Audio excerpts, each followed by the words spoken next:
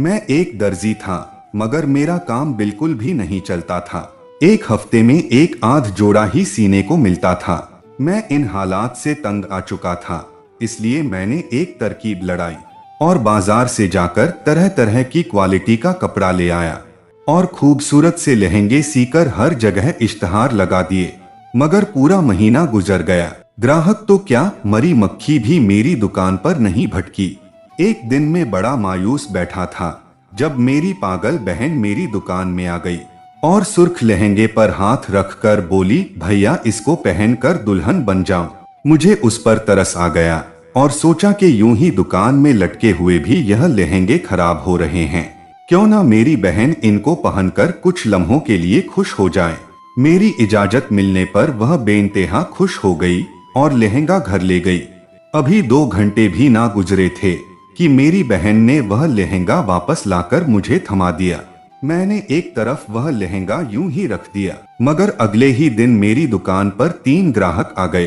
हैरत की बात तो यह थी कि वह डिस्प्ले में लगे खूबसूरत स्त्री किए हुए लहंगे को छोड़कर वही सुर्ख लाल लहंगा मांग रहे थे जो कल मेरी बहन ने पहना था और मैंने यूं ही एक तरफ को रख दिया था।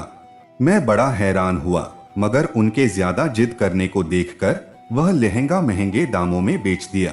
फिर तो यह सिलसिला चल निकला था। हर रोज मेरी बहन मेरी दुकान पर आती और एक लहंगे पर उंगली रख देती। मैं वह लहंगा उसको उठाकर दे देता। अगले ही दिन वह महंगे दामों में बिक जाता।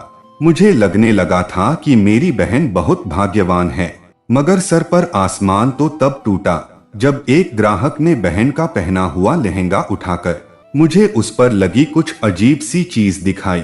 फिर उसने इस्त्री करके उसे पैक करने को कहा। मैं उस अजीब सी चीज को देखकर हैरान था। उसे देखकर मुझे ऐसा लगा जैसे जमीन थम गई हो, आसमान घूम रहा हो। बात उस समय की है जब मेरा पूरा परिवार मुंबई शहर की एक छोटी सी कॉलोनी में रहता था। घर के हालात अच्छे ना थे, क्योंकि मेरे पिताजी एक दर्जी थे, पर पुराने से मोहल्ले में टूटी फूटी सी दुकान थी। पहले पहल तो हमारे मोहल्ले की सभी औरतें पिताजी से कपड़े सिलाया करती थी। फिर जब नए नए फैशन और डिजाइन आने लगे तो पिताजी के हाथ कांप जाते, क्योंकि वह तो एक पुराने से दर्जी थे। एक कमाने वाला था तो 4 खाने वाले थे। मेरी बहन भी अपने स्कूल की चीजों के लिए हर वक्त पैसे मांगती रहती थी। पिताजी उसकी पढ़ाई की वजह से भी बड़े परेशान थे। उन्होंने दबे शब्दों में कई बार मम्मी से कहा था कि वह निशा का खर्च बर्दाश्त नहीं कर सकते, उसे अब घरदारी सिखा। मगर मम्मी भड़क उठती थी। वह कहती कि मैं अपने दोनों बच्चों को पढ़ाकर अच्छे ओहदे पर देखना चाहती हूँ। निशा हर रोज पिताजी से बहुत से पैसे बटोर कर ले जाती, मगर मैंने उसके पास कभी भी पूरी कॉपी किताबें नहीं देखी थी। न जाने वह इतने पैसे कहाँ खर्च करती थी। फिर पिताजी की नजर भी कम होने लगी थी। यह हालात देखकर मैंने 8वीं क्लास के बाद ही अपनी पढ़ाई छोड़ दी, मगर घर में उस बात का जिक्र किसी से ना किया, क्योंकि मैं हर रोज स्कूल टाइमिंग में घर से निकल जाता और एक सिलाई सिखाने वाली संस्था में जाकर सिलाई सीखने लगा। मैंने 1 साल का कोर्स किया था। अब तो इतना माहिर हो चुका था कि किसी भी तरह का डिजाइन बना सकता था। मैंने घर आकर जब यह खबर सुनाई तो पिताजी की आंखों में आंसू आ गए और बोले, बेटा यह तो तुम घाटे का सौदा कर आए हो। मैं तो तुम्हें पढ़ा लिखा कर अफसर बनाना चाहता था, मगर अब तुमने जो कर लिया है ठीक है। मैं केवल तुम्हें आशीर्वाद ही दे सकता हूँ। यह संभालो अब दुकान। मैंने खुशी खुशी वह दुकान संभाल ली थी, मगर घर के हालात क्या बदलने थे। जो ग्राहक एक आध जोड़ा पिताजी को दे जाते थे, उन ग्राहकों ने जब दुकान पर छोटे बच्चे को बैठे देखा तो अपनी राय बदल लेते। हालांकि मैं उनकी खुशामद करता रह जाता था। खैर, जब घर के बुरे हालात मम्मी ने देखे तो घर घर जाकर काम करने लगी और मेरी बड़ी बहन निशा को पढ़ाने लगी। मम्मी कहती थी कि निशा को पढ़ा लिखा कर अफसर बनाऊंगी। निशा भी अजीब थी। वह स्कूल से जब भी घर वापस आती तो बहुत थकी हुई होती। आते ही अपने कमरे में घुस जाती और अंधेरा करके घंटों तक अंदर ही लेटी रहती। जब कमरे से बाहर आती तो अपनी किताबें छत पर ले जाती और सारा सारा दिन तन्हा बैठे किताबों में सर दिए रहती। मगर जैसे ही उसके पास जाकर कोई बैठता तो घबरा जाती और उठकर इधर उधर हो जाती। मुझे उसकी हरकतें बड़ी अजीब लगती थी। बहरहाल मैंने मम्मी से कहा कि आप निशा का ध्यान रखा करें, वह अजीब सी होती जा रही है। मगर मम्मी तो अपनी बेटी के बारे में एक शब्द भी सुनने को तैयार नहीं थी। वह फौरन मुझे डांट देती और कहती, संतोष तुम अपने काम से काम रखा करो, मेरे लिए इतना ही काफी है कि मेरी बेटी मेरा मान रख रही है। उसने अपनी पढ़ाई जारी रखी हुई है, वह कम से कम तुम्हारी तरह तो नहीं है ना कि पढ़ाई को छोड़कर दुकान पर जा बैठे। मैं चुप कर जाता था क्योंकि मम्मी की बात तो सच ही थी। मैं सारा सारा दिन दुकान में बैठा खुद को कोसता रहता कि मैंने आखिर अपनी शिक्षा अधूरी क्यों छोड़ दी। हफ्ते भर में एक आध जोड़ा जो मैं सी लेता तो उन पैसों से घर में सब्जी ले जाता, तो कभी कुछ पैसे मम्मी को दे देता। निशा मुझसे 2 साल बड़ी थी।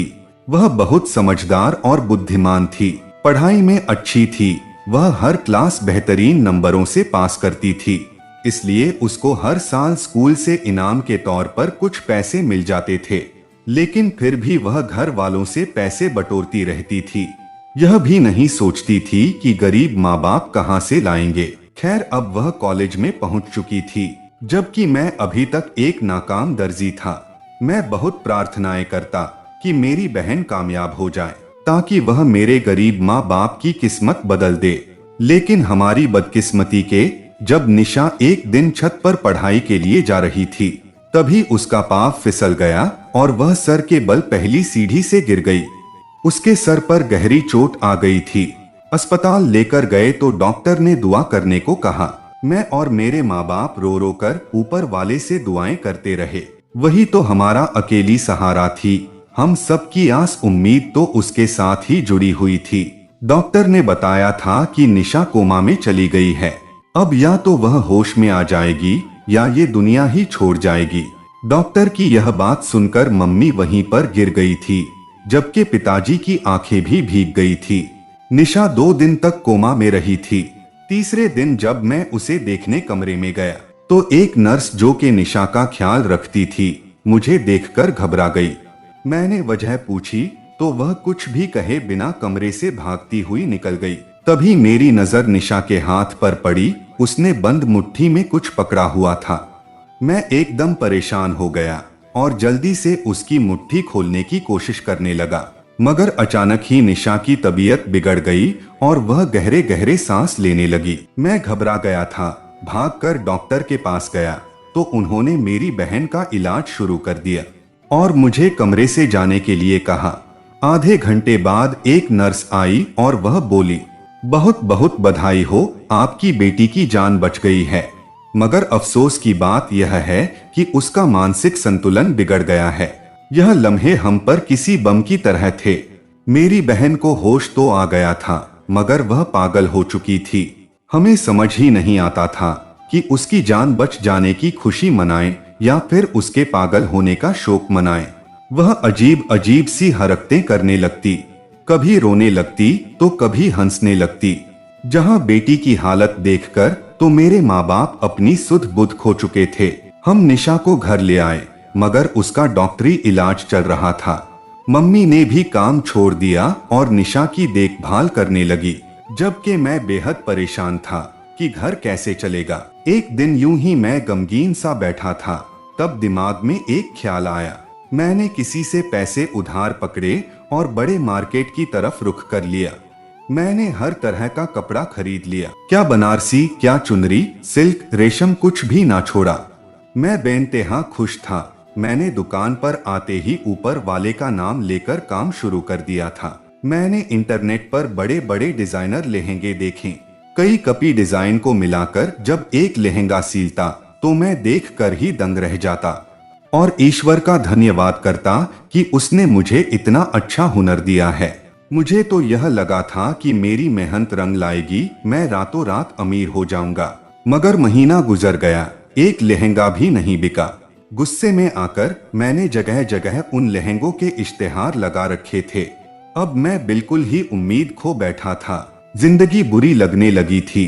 जब एक दिन निशा मेरी दुकान पर आई और उन लहंगों को ललचाई नजरों से देखने लगी और बोली, भैया यह लहंगे दुल्हन पहनती है ना, मुझे भी दुल्हन बनने का बहुत शौक है, यह सुर्ख लहंगा मैं पहन लूं। मैंने बहन के चेहरे की तरफ देखा तो उसके हुस्न को देखकर दिल डूब कर रह गया था। मेरी बहन कितनी खूबसूरत थी, मगर उसकी किस्मत कितनी बुरी थी। मैंने उसे लहंगा पहनने की इजाजत दे दी। वह खुशी खुशी सुर्ख लहंगा अपने साथ घर ले जाने लगी तो मैंने उसके हाथ की तरफ देखा, उसमें कुछ था, मगर क्या था मुझे मालूम ना पड़ सका। वह लहंगा 2 घंटे बाद वापस ले आई थी। उसने वह लहंगा मुझे थमा दिया और वापस चली गई, जबकि मैं अपनी सोचों में गुम हो गया। मेरा दिल अपनी बहन के लिए बहुत दुखी था। वह तो सच में लहंगा पहनने की उम्र में पहुंच चुकी थी, मगर अब तो शायद कभी भी ब्याही ना जाती। अगले ही दिन मेरी दुकान पर 3 ग्राहक आ गए। मुझे बड़ी खुशी हुई थी। कहाँ तो 3 दिनों में भी मेरी दुकान पर कोई ग्राहक ना आता था और आज तो 3 ग्राहक खड़े थे। मगर हैरत की बात तो यह थी कि वह तीनों ग्राहक मुझसे एक ही लहंगा मांग रहे थे। वह डिस्प्ले में लगे खूबसूरत स्त्री समेत लहंगे को छोड़कर वही सुर्ख लहंगा मांग रहे थे जो कल मेरी बहन ने पहना था और मैंने यूं ही एक तरफ को रख दिया था। मैं बड़ा हैरान हुआ, मगर उनकी जिद को देखकर वह सुर्ख लहंगा महंगे दामों में बेच दिया। वह लहंगा इतना महंगा बिका था कि मैंने अपना सारा कर्ज चुका दिया था और घर के लिए भी राशन ले गया था। मैं बहुत खुश था, इसलिए मैं सबसे पहले निशा के कमरे में दाखिल हो गया। मैं उसे धन्यवाद करना चाहता था। मैं कमरे में दाखिल हुआ तो वह मुझे देखकर एकदम चौंक सी गई थी। वह इतनी घबराई हुई थी कि मुझे उसकी हालत देखकर शर्मिंदगी हुई कि मुझे बहन के कमरे में यूं बिना इजाजत नहीं आना चाहिए था। अगले दिन निशा फिर से मेरी दुकान पर पहुंच गई और एक हरे रंग के लहंगे पर हाथ रखकर बोली, भैया आज यह लहंगा पहन लूं। मैंने एक लम्हे भी देर किए बिना वह लहंगा उसे थमा दिया था। वह खुशी खुशी वह लहंगा ले गई और 2 घंटे बाद वह लहंगा मुझे थमा गई। मैंने वह लहंगा एक साइड पर रख दिया। मैं देखना चाहता था कि क्या आज भी वैसा ही होता है कि नहीं। अगले दिन उसी लहंगे के बड़े ग्राहक आए। मुझे तो यह लगने लगा था कि मेरी बहन जब से पागल हुई है, किस्मत की धनी हो गई है।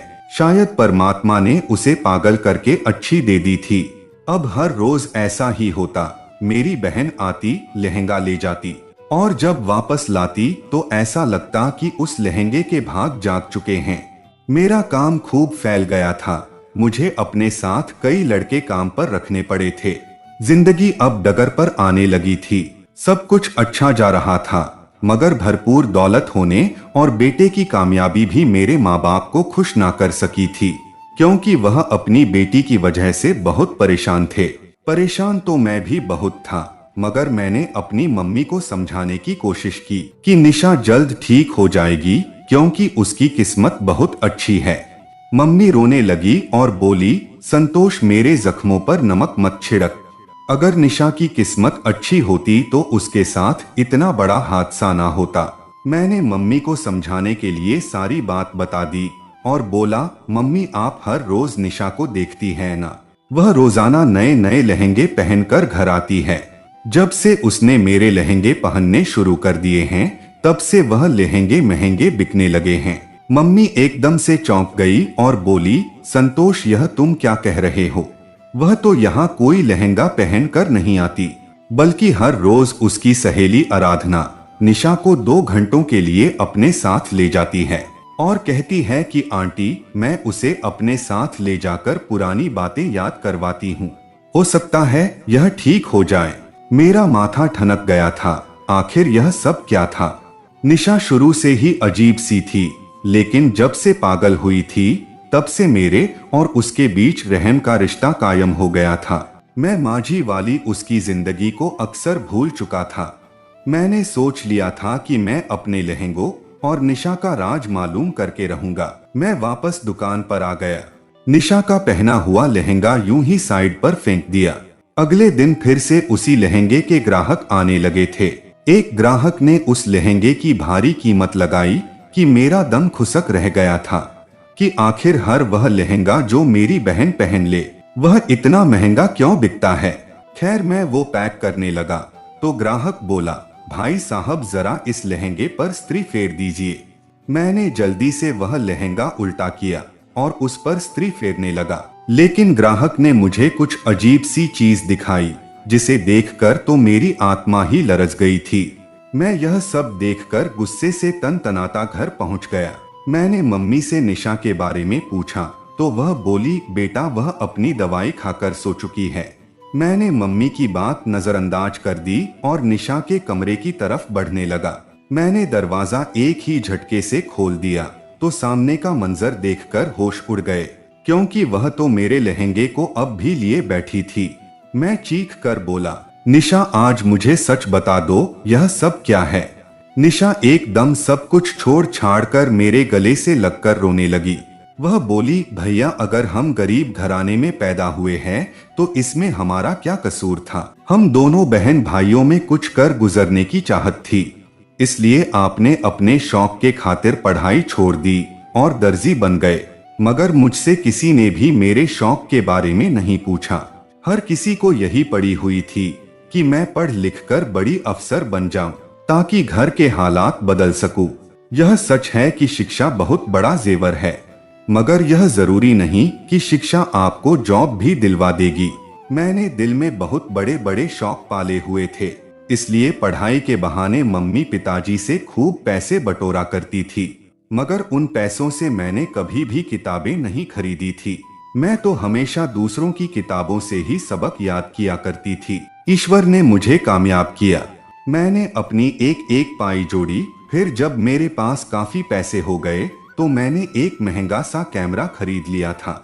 मुझे फोटोग्राफी का बहुत शौक था, इसलिए मैं कॉलेज में भी अपने कैमरे से लगी रहती और इस बार पढ़ाई ना कर सकी। मुझे पूरा यकीन हो चुका था कि इस दफा तो मैं फेल हो ही जाऊंगी, इसलिए मैंने एक ड्रामा रचाया और जानबूझकर खुद को सीढ़ियों से गिरा लिया। इरादा तो मेरा हल्का सा गिरने का था, लेकिन जोर से गिर गई, जिसके कारण मेरे सर में अच्छी खासी चोट आई थी। मगर मैंने अपने होश हरगिज नहीं खोए थे। मैं फेल होकर अपने माँ बाप को दुख नहीं देना चाहती थी, इसलिए मैंने अपनी सहेली को भी इस खेल में शामिल कर लिया था। उसका भाई डॉक्टर था, वह अपनी बहन के मजबूर करने पर हमारे उस खेल में शामिल हो गया था। उस दिन जब आप हॉस्पिटल के कमरे में आए थे तो वो नर्स के रूप में खड़ी लड़की मेरी सहेली ही थी। वह मुझे मेरी फोटोग्राफी वाली यूएसबी देने आई थी। मैंने अपनी तस्वीर एडिट करके अपने फेसबुक पेज पर लगाती थी। अभी मैंने बेहोशी का नाटक कुछ दिन और करना था, मगर जब आपने मेरी मुट्ठी खोलने की कोशिश की तो मैं डर गई कि अब तो मेरा हर राज आपको मालूम हो जाएगा। इसलिए मैं गहरी गहरी सांस लेने लगी और यूं आप डॉक्टर को बुलाने के लिए जैसे ही बाहर निकले तो मैंने वह यूएसबी छुपा दी।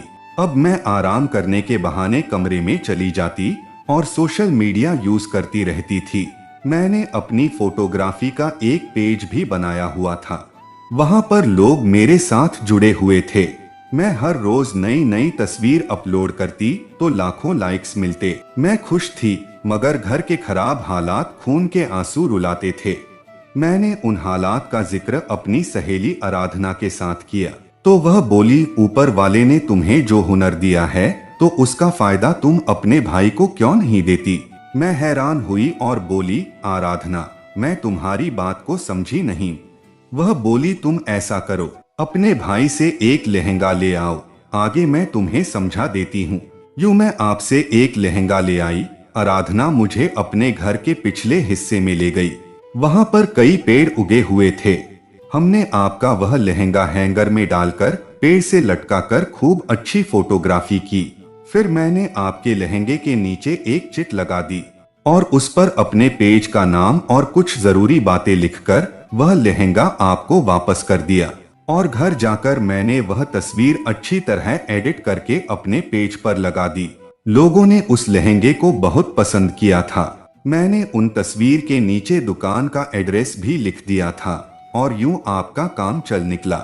मैं तो निशा की बातें सुनकर दंग रह गया था। मैंने उसको पहले तो खूब डांटा कि उसने घर वालों को क्यों इतना दुखी रखा। फिर मैंने उसे खूब शाबाशी दी। यह उसका हुनर था और बुद्धिमानी थी जो रातों रात मेरे बिजनेस को आसमान पर ले गई थी, वरना मैं भी पिताजी की तरह 4 पैसे के लिए सूट सीता रहता और एक दिन अपनी नजर खो देता। मैंने निशा के बारे में माँ बाप को बताया तो मम्मी रोते रोते भगवान के सामने गिर चुकी थी। वह बेइंतहा खुश थी कि उनकी बेटी ठीक है। मैंने निशा का कमीशन भी उसे दे दिया था। जाहिर सी बात है उसकी मेहनत का सिला उसे हर हाल में मिलना चाहिए था। मैंने ही अपनी बहन को फोटोग्राफी के तौर पर अपने लहंगों की नुमाइश के लिए हायर कर लिया था। हम दोनों बहन भाइयों की मेहनत से हमारे हालात बदल चुके थे, जमीन से आसमान की बुलंदियों तक पहुंच चुके थे। मेरे लहंगे विदेशों में भी बिकने लगे थे, जबकि निशा को बड़े बड़े लोग अपनी शादियों की फोटोग्राफी करने के लिए बुलाने लगे थे। ईश्वर के आशीर्वाद से सब कुछ ठीक हो गया था। तो दोस्तों, ये कहानी आप लोगों को कैसी लगी है, कमेंट करके आप लोग जरूर बताइएगा।